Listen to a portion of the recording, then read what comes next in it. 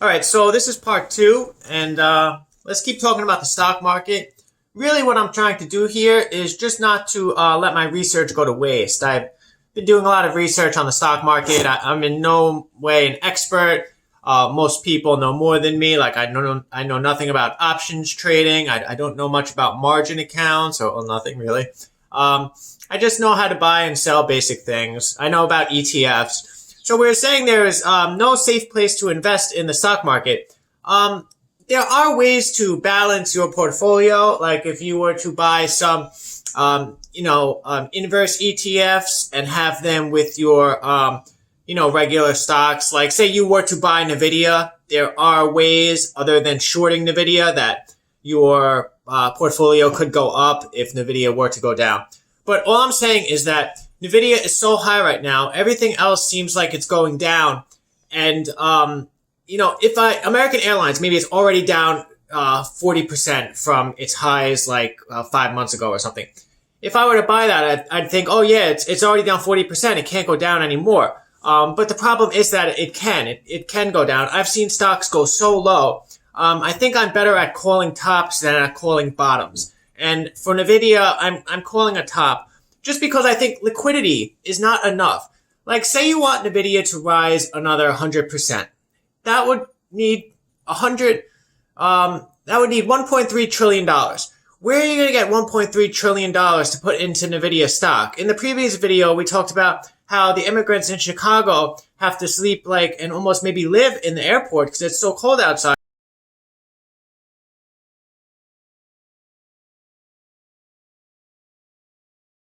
So in this country, we don't have money for some basic things, but everybody has money to invest in AI.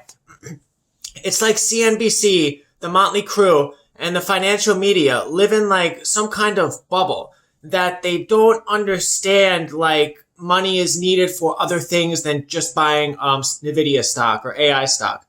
And it's a lot of people. Like on YouTube, you see people with videos. I'm going to talk about the stock market today. Here's what I'm going to talk about. Nvidia and crypto. Like if the whole entire United States stock market, after being in existence for over 100 years, has just been regulated and relegated to cryptocurrencies and Nvidia. I don't buy cryptocurrencies because I don't know what they do.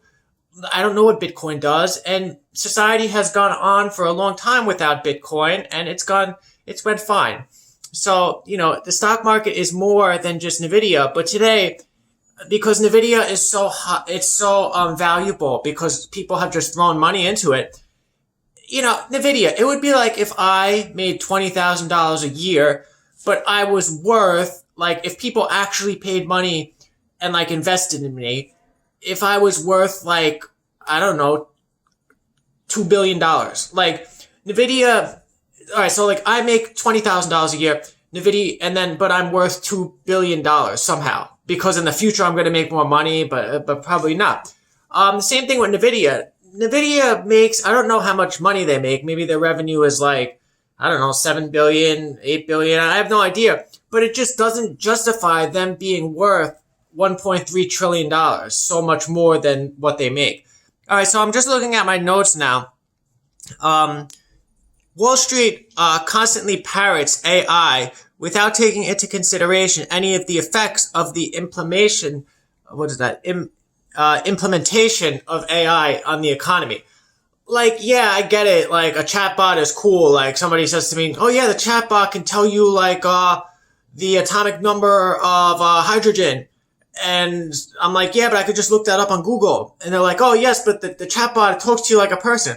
All right, so Google, I type in, what's the atomic number of hydrogen? And then Google says whatever it is. I'm just going to say, 10.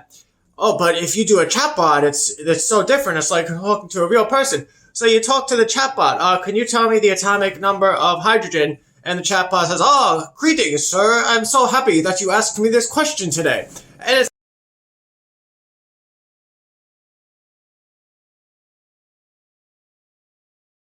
I don't need that. I just want to know the atomic number of something like that. So, AI, it's not just chatbot. All right, so instead of talking to somebody on the phone, we're going to talk to the AI people, and the AI is going to somehow be better. Now Wall Street also, I've been seeing articles like they said, oh yes, Boeing should become an AI company. It's like they want everybody to become an AI company. Like Boeing, I don't understand how, Boeing, they make airplane parts and, they're having troubles with their 787 MAX now. But how is Boeing going to be an AI pilot? Like a plane, you have to have an actual wing. It can't just be a chatbot like, hi, I'm a wing. It has to be a wing. What is Boeing going to have like AI, like, pilots? Like, welcome to my flight. I'm the AI bot. We're going to go on a nice flight today. I'm sure people are going to feel really safe when that's the case. And then they want Tesla to become an AI company. Like Tesla is, headed by Elon Musk. And Elon Musk has said stuff in the past, like, about the birth rate and like, he thinks that people should be fruitful and multiply, that kind of thing. AI is a job destroyer. It eliminates jobs. So I don't think that Elon Musk wants to have, too much AI.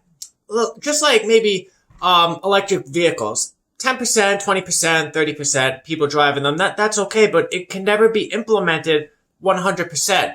Maybe people like Elon Musk, they think, a decent amount of AI is going to be good, but we can't have too much of it because then that will make humans irrelevant. But humans irrelevant from like a chatbot. Like I just think that the chatbots are so silly. Like, why do people want to talk to a chatbot? Why won't you just talk to a real person? Like, people, I've seen like articles like a virtual boyfriend or something. Like some people pay like a guy and he messages them like, how are you doing today, darling? And now that they're going to lose their job because the chatbots are just going to do it. And it's just AI. It seems like a big nothing. So investing in AI, it's not altruistic, but everybody says, oh, oil is bad. But now you're going to have like investment pension funds. Like maybe there's a pension fund for computer programmers and the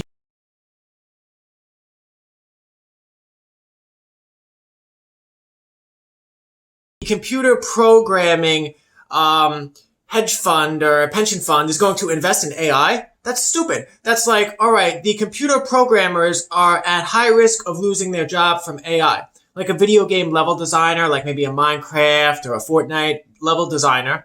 You used to have a person that would sit on the computer and type it up and move the mouse and the level would appear there. But now just the AI does it. And some people say, oh yes, but AI can make the level producer more proficient. He just needs to learn how to use the AI and then he could be an even greater level designer. No, that's not how it works. You see companies already, like gaming companies, cutting their workforce and replacing them with AI. They are saying this in emails like, yes, we have to cut our workforce to increase our profitability, and we are going to use AI because it's very cheap. I don't understand why labor unions aren't up in arms. You had the Luddites in England in the 1800s, and they didn't like the machines. They wanted to make things with their hands, so they went and they smashed the machines. But so far, everybody's just like, yeah, whatever, AI, yeah, whatever, I don't care. When's the Giants game on, So it's that kind of thing. And, but maybe that's because AI is really not that much of a threat because we've seen that there's a lot of investment in it, but it could all just be Wall Street hot air. Wall Street's got to make their money too. They got to form narratives. They got to have people buying into certain companies and stocks, raising the price. Wall Street is there to make money and they want to make money. So it could be that. So anybody like a graphic designer or a game level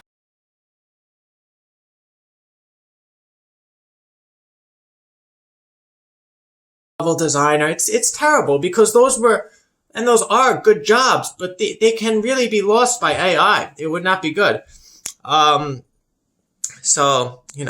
Like it would be like a horse and car company, like maybe 100 years ago, investing in Ford automobiles. It's that kind of stupidity. If you have pension funds investing in AI and the pension funds represent brain workers like computer programmers. So it just says that and we've seen bubbles in the past. We've seen AMC stock. It's down like 95% from not even as high as a couple of years ago. GameStop stock. Nvidia right now behaves like a meme stock. A meme stock is something that goes up and down and up and up and up and then down, and all the news talks about it. But usually meme stocks are more harmless because they're smaller companies like AMC or GameStop.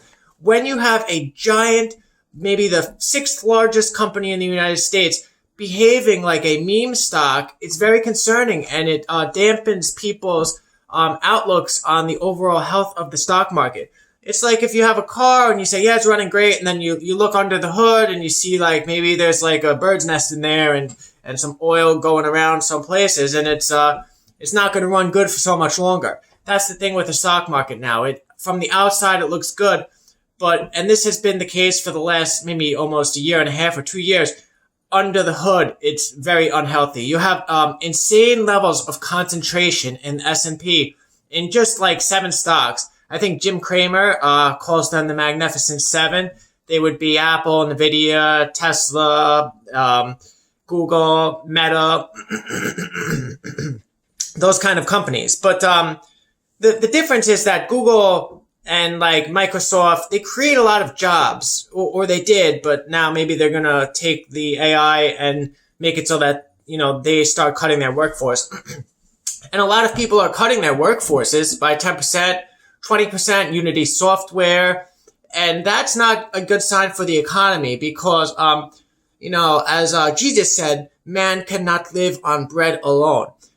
We have to be able to spend money, and if, so people need jobs in order to have money.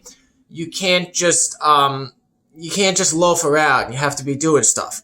So that's why I don't think it's bad that they're taking a lot of jobs away, but then companies like American Airlines are a lot better.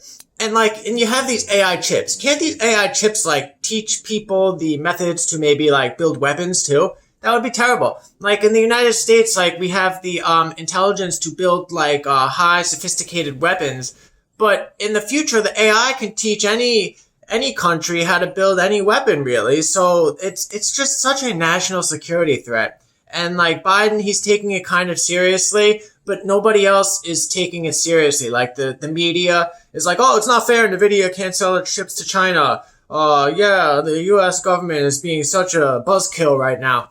But it's a national security threat, the chips, if they get into the wrong people's hands, and if they're too if they're very smart. So it's I don't know. It's just, yeah. All right, so I looked over all of my other notes, and it seems like that's all that I have to say about Nvidia and AMD stocks right now. I just feel like they are, they're like a warehouse with a stock attached to it. The stock price is so high, the market cap is so bloated out of all proportion that it just ruins the entire legitimacy of the stock markets in the United States and even globally. This is not a time of global boom like in the 1920s or whatever, after a war. Usually after a war, there will be times of growth. There's no growth right now in the stock markets, in the economies. They're small, but everything just seems to be getting by. And the rest of the world is going to look at the United States stock market, and they're going to say, why does their stock market keep going up? Something's not fair about this. Why is there one company, Nvidia, worth more than my entire country? How is this richness happening? And they're going to start asking more uncomfortable questions like that. So it would be better to damper people's enthusiasm on AI stocks and Magnificent Seven stocks, and try to help the broad stock market by investing in airline companies or other sorts of infrastructure or travel or something that can create more jobs. Thank you.